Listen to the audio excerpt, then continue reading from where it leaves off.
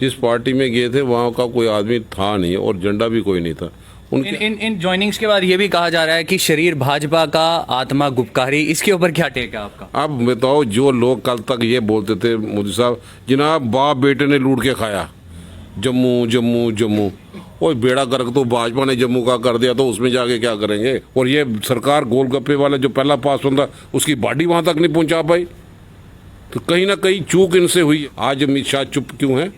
हमारे जम्मू कश्मीर के अवाम की सिलेक्टिव किलिंग, टारगेटिंग की ली जा रही है। की बातें भी हैं कि रमन भल्ला भी हो सकता है भारतीय जनता पार्टी में जाए, कितनी सच्चाई है इस बात में? मैं कहता हूँ जो सुनने वाले हैं, आपके जर्नलिस्ट में भी कोई तकाजा नहीं है, मैं भी लोगों से सुनता हूँ, हंसी भी आती है।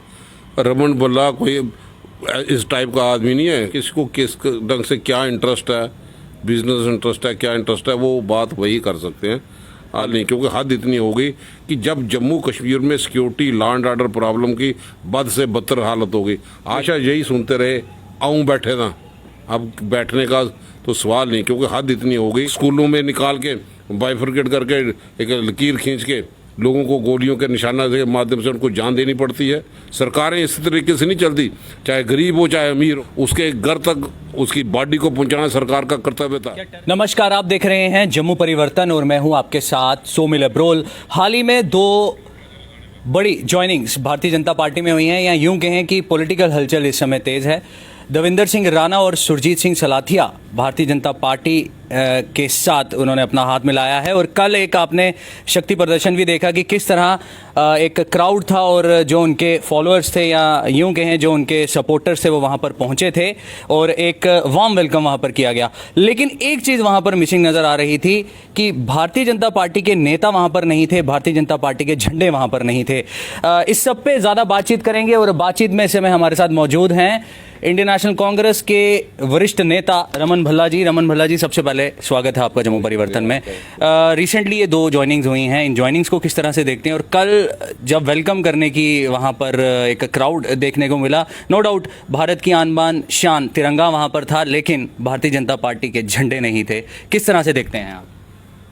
अब मैंने देखना क्या है, लोग महसूस करते हैं कि बेचारे गए थे उधर, फिर वहाँ से शामिल होके भी आए। जिस पार्टी में गए थे वहाँ का कोई आदमी था नहीं और झंडा भी कोई नहीं था। उनके अपने सपोर्टर्स थे, कोई दूसरे एंगल से, कोई किसी पार्टी में से अगर पर्सनल तल्लुकात यहाँ पे होते तो वो वेलकम यहाँ पे हुआ, और अच्छी बात है। उन्होंने अपने ढंग से, वो अपनी सोच के मुताबिक यहाँ पे किया, क्या फ़ैसला यहाँ पे किया, ये मैंडेट उनके पास है, इसकी टिप्पणी वही कर सकते हैं वो कितने सेटिस्फाई हैं, बाहर से कितने हैं और अंदर दिल से कितने हैं। आप एक लंबे अरसे से जम्मू कश्मीर की पॉलिटिक्स के बीच में और जम्मू कश्मीर की पॉलिटिक्स को अच्छे से समझते भी हैं, क्या लगता है कि ये जो फैसला लिया गया है ये सही फैसला था? ये देखो उनका दायित्व है। अब किसको किस ढंग से क्या इंटरेस्ट है, बिजनेस इंटरेस्ट है, क्या इंटरेस्ट है, वो बात वही कर सकते हैं। लेकिन हम समझते हैं कि इस वक्त उन्होंने जो चीज़ें बताई जम्मू में, जम्मू जम्मू जम्मू, और बेड़ा गर्क तो भाजपा ने जम्मू का कर दिया, तो उसमें जाके क्या करेंगे? जिसने जम्मू कश्मीर का रियासत का दर्जा, सबसे पहले हमारी आन बान शान, जो हमारी रियासत की आइडेंटिटी थी, जो महाराजा हरि सिंह ने अपनी ताकत और बाजुओं पे खरीद करके यहाँ पे रखी थी, लोगों को कॉन्फिडेंस यहाँ पे था, वो तो तहस नहस कर दिया उसी दिन ही जब 5 अगस्त को रियासत का दर्जा छीन लिया। हमारा रियासत का अवाम तो उसी दिन पैरालिटिक मोड पे चला गया था। जम्मू जो हमेशा अपने आप को स्टेट की उपेक्षा करता था, क्योंकि भाजपा का हमेशा नारा यही रहा कि जम्मू को स्टेट का दर्जा, जम्मू को स्टेट का, कहाँ स्टेट का दर्जा और कहाँ पे यूनिट टेरिटरी, और वो भी लेफ्टिनेंट गवर्नर के थ्रू। तो अब इसी से समझ लीजिए कि जो लोगों का फैसला है वो कहाँ तक सही है। अगर तो बड़ा कुछ होता तो कोई देखते, लेकिन जो जम्मू कश्मीर के हालात बने, और मैं जितने भी जम्मू कश्मीर 2 साल की अगर गिनते हो, 7 साल का जब से भाजपा ने अनहोली अलायंस किया, तो उसके बाद क्या क्या गुजरी। असेंबली हॉल में पाकिस्तान जिंदाबाद के नारे भी लगे, तो वही भाजपा है ना, एक्शन क्या किया। और उसकी ढंग से जम्मू कश्मीर में जो हमारी स्टेट का दर्जा छीनने के बाद ना कोई इन्वेस्टर्स की टीम यहाँ पे आई, ना कोई बड़ा इंफ्रास्ट्रक्चर खड़ा हो पाया, टोल प्लाजों के लिए जख्म देना शुरू कर दिया। वकीलों की हड़ताल के बाद कि वकीलों का जो सिस्टम था, कितने वकीलों का रोज़गार उसी पे चलता था कि जो रजिस्ट्री या दूसरी चीज़ें होती थी, उसमें फिर छेड़ने की कोशिश की, कई वकील जो हैं आज उस जो नए नए वकील हैं वो भी परेशान हैं और कहीं भी देखा नहीं गया उनका इंटरेस्ट। दावे किए कि हम आज हटा देंगे, हमने नितिन गडकरी को चिट्ठी दे दी, कोई वकीलों को चिट्ठी दे दी। ये सब चीज़ें सुनते हैं, हमेशा यही सुनते रहे, आऊँ बैठे ना। अब बैठने का तो सवाल नहीं, क्योंकि हद इतनी हो गई कि जब जम्मू कश्मीर में security law and order problem की बद से बदतर हालत हो गई। आज अमित शाह चुप क्यों हैं? हमारे जम्मू कश्मीर के अवाम की सिलेक्टिव किलिंग, टारगेटिंग की जा रही है। स्कूलों में निकाल के बाइफरकेट करके एक लकीर खींच के लोगों को गोलियों के निशाना के माध्यम से उनको जान देनी पड़ती है और वो चले भी जाते हैं। आज तो कंट्रोल यूटी का 3 साल से डायरेक्ट प्राइम मिनिस्टर के पास कंट्रोल है। आपकी फॉरेन पॉलिसी क्या है, आपकी इन्फ्लेटेशन क्या है? जब हम लोग बोलते थे चाइना अंदर घुस गया तो बोलते नहीं जी, चाइना कहाँ पे ना घुसा है ना घुसने देंगे। तो अरुणाचल की तस्वीरें जो सोशल मीडिया में आ रही है, आज जनता, देश की जनता जानना चाहती है इनसे। आपका वहाँ पे आज आप बॉर्डर आपके पास है तो इन्फ्लेटेशन कहाँ पे? बड़े अफसोस की बात है कि जो हम लोगों ने बिल्कुल ट्रैक पे जहाँ पे लगाया था पूरा सिस्टम, लॉ एंड ऑर्डर को, सिक्योरिटी सीनरी को, लोगों का कॉन्फिडेंस बढ़ा था, आज पुंछ जैसा इलाका डिस्टर्ब कर दिया।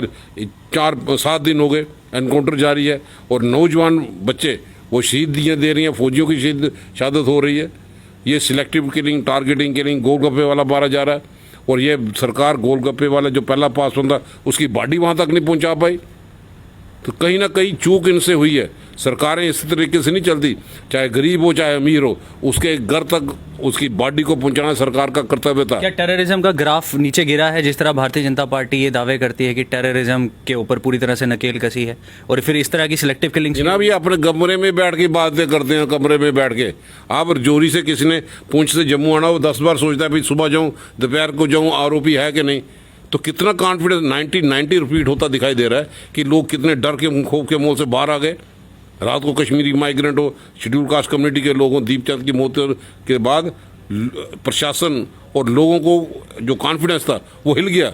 उसके लिए जिम्मेवार कौन है? कंट्रोल प्रशासन इनके पास है। एक लफ्ज़ भी अमित शाह जी के मुंह से नहीं सुना, हमें अफसोस है इनकी किलिंग का। तो आप में से किसी ने कोई बयान सुना? किसान मरते हैं उसका कोई बयान नहीं देते। आप जो चीज़ को लेके जो जनता प्रदर्शन पे मजबूर करते हैं इनकी जन विरोधी नीतियों के माध्यम से। आज सड़कों पे छात्र भी हैं, आज सड़कों पे एम्प्लॉइज़ भी हैं, आज सड़कों पे NHM वालों को भी आपने हाल देखा। बच्चों को एडमिशन मिलने के लिए कितने जद्दोजहद करनी पड़ती है। आपने पहली बार देखा होगा कि 10वीं क्लास के बच्चे भी पूरे बोर्ड के एग्ज़ाम कितना तूफान खड़ा कर दिया। लोग अगर सिविल सोसाइटी के लोग उनके बच बचाव में नहीं आते तो उनका भी बेड़ा गर्क कर दिया था। कोरोना के सिलसिले में अभी तक बताओ ऑक्सीजन का कहाँ पे वहाँ पे है, अफसर को सस्पेंड करना पड़ा। तो कहाँ पे जब कोरोना की बीमारी में कोई पैकेज नहीं मिल पाए, गरीब आदमी का चूल्हा जलाना मुश्किल हो गया। पेट्रोल, डीजल, गैस की कीमतों में लगातार बढ़ोतरी की जा रही है। नशे के सिलसिले में आपने अडानी के एयरपोर्ट पे 9,000 करोड़ का जो सामान पकड़ा, चुप्पी साध दे रहे, कोई बयान नहीं देंगे। भला साहब एक सवाल आपसे रहेगा, हाल ही में जो ये जो ज्वाइनिंग्स हुई हैं भारतीय जनता पार्टी में और अभी भी जो अटकलें यहाँ लगाए जा रहे हैं कि और बड़े नेता भी हो सकता है कि ज्वाइन करें, वो एक अलग बात है। लेकिन कई सारे लोग ये भी कह रहे हैं और स्पेकुलेशन की इस तरह की बातें भी हैं कि रमन भल्ला भी हो सकता है भारतीय जनता पार्टी में जाए। कितनी सच्चाई है इस बात में? मैं कहता हूँ जो सुनने वाले हैं, आपके जर्नलिस्ट में भी कोई तकाजा नहीं है। मैं भी लोगों से सुनता हूँ, हंसी भी आती है। रमन भल्ला कोई इस टाइप का आदमी नहीं है जो व्यापार करेगा। रमन भल्ला एक विचारधारा के साथ जुड़ा है और मैं जुड़ा हूँ कांग्रेस की आइडियोलॉजी के साथ। राजीव गांधी जी के साथ हमने काम किया और आज सोनिया गांधी, राहुल गांधी और प्रियंका गांधी के हाथों को मजबूत करना ये समय की पुकार है। हिंदुस्तान में तरह तरह चला और रमन भल्ला फ्रंट रनर होगा इन लोगों की जन विरोधी नीतियों को कुचलने के लिए। रमन भल्ला फ्रंट रनर होते हुए अपना रोल निभाएगा और जम्मू कश्मीर में जिस ढंग से नौजवानों को इन्होंने नुकसान पहुंचाया, आज 9% से 21% बेरोजगारी होगी, पूरे हिंदुस्तान में यूटी में ज़्यादा होगी। तो क्या ये जो लोग जा रहे हैं इनके पास इनकी सोचना या दूसरे जिन्होंने नौजवानों को जख्म यहाँ पे दिए, पकौड़े बनाने की सलाह देते हैं। एक तरफ पकौड़े बनाने की सलाह, महंगाई की दर बढ़ गई, अनएम्प्लॉयमेंट रेट की दर बढ़ गई, कोरोना में मौतों का आंकड़ा बढ़ना शुरू हो गया। अभी तक छोटे बच्चों के लिए वैक्सीन लगाने का भी इनका तजर्बा यहाँ पे रहा। आज बॉर्डर पे रहने वाले लोग परेशान हैं, जिन्होंने बंकर बनाए उनको पेमेंट नहीं। 4 साल से जिन्होंने ठेकेदारों ने काम किया, PMGSY हो, जल शक्ति मिशन वाले हो, रोज़ डेपुटेशन यहाँ पे आते हैं, भाई हमने काम किया, हमारी तनख्वाह नहीं।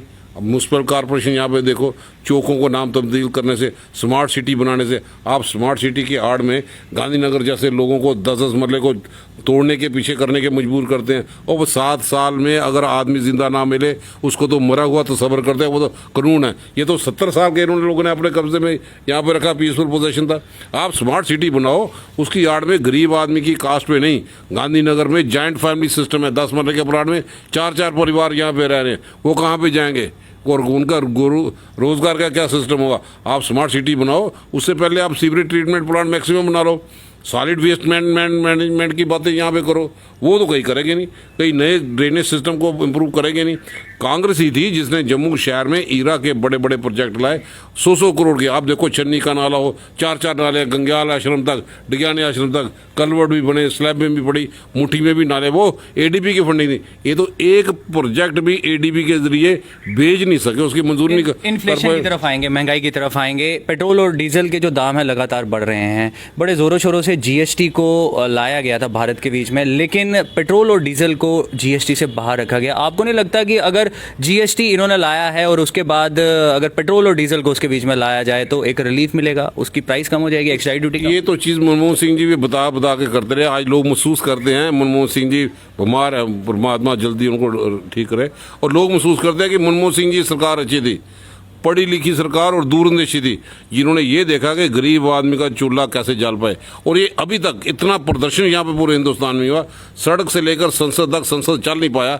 लेकिन ये सरकार है कि मैं मानूँ ना, अब भैंस के आगे बीन बजाने वाला स्वभाव है, ईगो में फंस चुकी है। ये हर जगह ईगो में ले लेती है, क्योंकि इनका ना आगे ना पीछे, झोला लेके कब भाग जाए कोई पता नहीं। ये हालात बन रहे हैं हिंदुस्तान में। इन जॉइनिंग्स के बाद ये भी कहा जा रहा है कि शरीर भाजपा का, आत्मा गुपकारी, इसके ऊपर क्या टेक है आपका? अब बताओ, जो लोग कल तक ये बोलते थे मोदी साहब जनाब बाप बेटे ने लूट के खाया, अब पिछली 24 को तो मोदी साहब ने उनको अपने घर में कमरे में बैठा के 3 घंटे बड़ा विस्तार से बातें की और सिर्फ लालीपाप दिया। ये भी नहीं कहा डिलिमिटेशन 2 महीने में करेंगे। अगर हम लोगों को सिर्फ रियासत का दर्जा चाहिए, इसलिए हम चाहते हैं कि लोगों की सुनवाई कहीं नहीं, पुल का काम करने वाले विधायक कहीं नहीं, फौरी तौर पे रियासत का दर्जा दिया जाए। गवर्नर साहब की देख में लेफ्टिनेंट गवर्नर पोस्ट एक्सेप्टेबल नहीं है, इन्होंने हमारे बिलो डिग्निटी कर दिया और भाजपा जिम्मेवार है। इसका भाजपा को जवाब देना पड़ेगा। क्या जम्मू जो अपने आप को बड़ा गौरवशाली महसूस करता था कि जहाँ पे प्राइम मिनिस्टर हुआ करता था, वहाँ पे गवर्नर सदर रियासत था, आज गवर्नर है, चीफ मिनिस्टर होते हैं। और दिल्ली की हालत देख लिए कि कितने सालों से लोग तड़प रहे हैं कि फुल फ्लैज सरकार बने। भले साहब, एक आखिरी सवाल, भाजपा ये सपना देख रही है कि मिशन 50+, क्या लगता है आपको ये सपना पूरा हो पाएगा? और ये 5 क्रॉस कर जाए तो वो भी बहुत बड़ी बात है कि जितने मर्जी अपने शामिल कर लें। ये दलदल है और इस दलदल में जो जाएगा वो दलदल से बाहर नहीं दिखाई देगा। हमने बड़े, इससे पहले भी दिग्गज नेता हमारे गए, तो दिखाई कहाँ पे देते हैं? अखबारों में ढूंढते हैं यार, कोई महीने में एक स्टेटमेंट आ जाए, वो नहीं मिलती है। तो इसलिए वो उसमें वो टिप्पणी नहीं करते, क्योंकि हमारी किसी के साथ जाति नहीं थी, हमारी होती है विचारधारा के साथ। लेकिन जिस विचारधारा के साथ लोगों को उम्मीदें थी कि जम्मू बड़ा निखर के आएगा, आज आर्टिफिशियल लेक की तरफ से जब निकलते हैं लोग रोते हैं कि हमने भाजपा को वोट दे दिए। कम से कम अच्छा है बुरा, आप आर्टिफिशियल लेक अगर बन जाती तो वो भी हमारा जम्मू का सपना पूरा होता। आर्टिफिशियल लेक के बाद रिवर तवी फ्रंट व्यू वो तो बन जाता। अगर झेलम में आप 5500 करोड़ देते हो, जम्मू में सूर्यपुत्री को 0 देते हो, आप इंटरनेशनल एयरपोर्ट के लिए वहाँ पे कितने 100 करोड़ देते हो, यहाँ पे 1600 करोड़ देते हो। तो अगर फायर सर्विस की नौकरी निकलती है यहाँ पे 30 और कश्मीर में 332, तो बताओ ये आंकड़ा एग्रीकल्चर असिस्टेंट की। तो इसलिए भाजपा, लेकिन लोगों को मैं बता दूं, ये डिस्क्रिमिनेशन हुई है, क्या इसका आपको लगता है कि अंत कभी हो पाएगा? भाजपा किसी के दूसरे के नाम पे जीत गया। अगर ये लोगों से मेहनत करके जीत गया तो इनको पता था कि लोगों से नजरें मिलाने। हम लोगों से वोट लेके जीत गया है। आज देखो जम्मू में हमारी सरकार रही थी, हमने director social welfare department Jammu में सेपरेट किया, डायरेक्टर इंडस्ट्रीज डिपार्टमेंट कश्मीर में था वो सेपरेट किया, डायरेक्टर एग्रीकल्चर के साथ डायरेक्टर हार्टिकल्चर को भी सेपरेट तवज्जो यहाँ पे दी, डायरेक्टर टूरिज्म जम्मू में बढ़ाया, ताकि जम्मू का भी, आप फिल्म सिटी बनाते हो तो कश्मीरी में बनाते हो, हम उसके खिलाफ नहीं। भाई जम्मू का भी टूरिज्म देख लो, पूंछ हो, मंडी हो, कोई बिलावर हो, कोई दूसरी जगह पे हो। अक्षय कुमार को भेजते हो तो वो कश्मीर में भेजते हो, यहाँ पे तो आपने 1300 स्कूल बंद कर दिए, रोजगार कहाँ से मिलेगा? इसलिए हर मरले में नौजवानों को लेके, बच्चों को लेके मनमोहन सिंह जी की पॉलिसी, चाहे वो सर्व शिक्षा अभियान हो, 1 किलोमीटर के अंदर स्कूल, वो तवज्जो थी, सीरियसनेस थी कि बच्चे पढ़ के लिख के जाए। आज तो कई 1300 स्कूल बंद कर दिए गए। और लोगों को बड़े बड़े दूर तक जाना पड़ता है और 50 डिग्री कॉलेज का इन्होंने उद्घाटन किया, एक भी डिग्री कॉलेज की वो बिल्डिंग लैंड ट्रांसफर नहीं कराए। आप व्हाइट पेपर करके बाद में बता दें हमने इतने उद्घाटन किए थे, इतनी बिल्डिंग कंप्लीट है, इतने हैंड ओवर कर दी, 2 साल तो हो गए। क्या ये गुड गवर्नेंस है? अकाउंटेबिलिटी की बात करते हैं, मिस गवर्नेंस है और सबसे ज्यादा गंदी गवर्नेंस यहाँ पे है, जो पक्ष और विपक्ष की बातें करती है। आप सिलेक्टिव किलिंग हो रही है, टारगेटेड किलिंग हो रही है। आप जो दूसरे विपक्ष के राजनेता हो, कोई मोबाइल सिक्योरिटी नहीं, किसी ने रजौरी जानो पूछो, अपने जो चाहते हैं वो डबल स्क्वाड। बताओ डिप्टी चीफ मिनिस्टर के वहाँ पे कितने बम को धमाका हुआ, वो भी एक कैबिनेट मिनिस्टर में से एक है। ये सिक्योरिटी जो एजेंसीज हैं उनको जवाब देना पड़ेगा, कि भाजपा को जवाब देना पड़ेगा कि अनंतनाग में मटर में जो मंदिर की हालत यहाँ पे कौन अफसर जिम्मेवार थे? क्या आपने किसी उच्च स्तर पे बात की? बात तो बड़े चैंपियन बनते हो भाजपा के लोग, दिखावा कुछ और, बखोटा कुछ और। इनके वो टाइम पे यहाँ पे मटर में जो पहले भी कभी नहीं हुआ था, इन लोगों के बताओ कौन लोग थे वहाँ पे सिक्योरिटी पे? ऐतिहासिक मंदिर था, लोगों की आस्था थी, वो उसकी बात होती है। और उसके बाद सिलेक्टिव किलिंग का सिलसिला, और इनकी जूं तक नहीं रोकती। क्या अमित शाह जी ने कंडेम किया वहाँ मंदिरों की सुरक्षा? लोगों को गुमराह करने की बातें यहाँ पे करते हैं। आज जनता समझ चुकी है कि अगर मार्केट में जाए गरीब आदमी, तेल की कीमत क्या है, सरसों के तेल की कीमत क्या है। मनमोहन सिंह जी के टाइम में दालों की कीमत अगर 70 रुपये थी, आज तो 200 क्रॉस कर गई। आज सरसों का तेल क्रॉस कर गया। तो कल तक जो स्मृति ईरानी प्याज के माला दूसरे, आज वो दिखाई नहीं देते। आज भाजपा कहाँ पे दिखाई दे रही है? आप लेटेस्ट सर्वे देख लो किसानों की हालत के बाद। इनका कई राज्यों में सुपड़ा साफ होगा, चाहे हरियाणा हो, चाहे हिमाचल हो, चाहे दूसरी जगह। इनके तो छत्तीसगढ़ में मंत्री जो है वो कांग्रेस में शामिल हो रहे हैं। हमसे वो ज़्यादा बेहतर जानते होंगे कि हिंदुस्तान किस दिशा में जा रहा है, हिंदुस्तान की फॉरेन पॉलिसी क्या है। आज इन सब चीज़ों को ध्यान में रखते हुए कांग्रेस एक महत्वपूर्ण रोल यहाँ पे निभाएगी, और सोनिया गांधी और राहुल गांधी और प्रियंका गांधी के हाथ को मजबूत करने के लिए लोकल लीडरशिप, अब मीर साहब, हम सब लोग मिल के इस कंपोजिट कल्चर को आगे की ओर बढ़ाएंगे। कहीं पे ठेस पहुंचने की इजाज़त नहीं दी जाएगी। ये चाहे जो मर्जी करें, गुमराह करने की राजनीति कहीं पे भी चलने वाली नहीं है। लोग तंग आ चुके हैं, लोगों का जेब खर्च निकलना बड़ा मुश्किल हो गया। सबसे पहले हमारी प्राथमिकता होगी रियासत का दर्जा, अपने चुनाव हो, अपनी असेंबली हो, फिर बाकी चर्चा का विषय यहाँ पे बने और लोगों के हक की बातें यहाँ पे की जाए। बहुत बहुत धन्यवाद जम्मू परिवर्तन। Thank you. तो सेलेक्टिव किलिंग्स जो घाटी के बीच में हो रही हैं उसको कंडेम किया जा रहा है रमन भल्ला द्वारा, और जो पॉलिटिकल इस समय हलचल हो रही है जम्मू कश्मीर के ऊपर, जो पॉलिटिकल सिनेरियो उस समय बना है, उसके ऊपर भी खास बातचीत की है हमने। कैमरामैन अभिषेक के साथ मैं सोमिल अब्रोल, जम्मू परिवर्तन के लिए।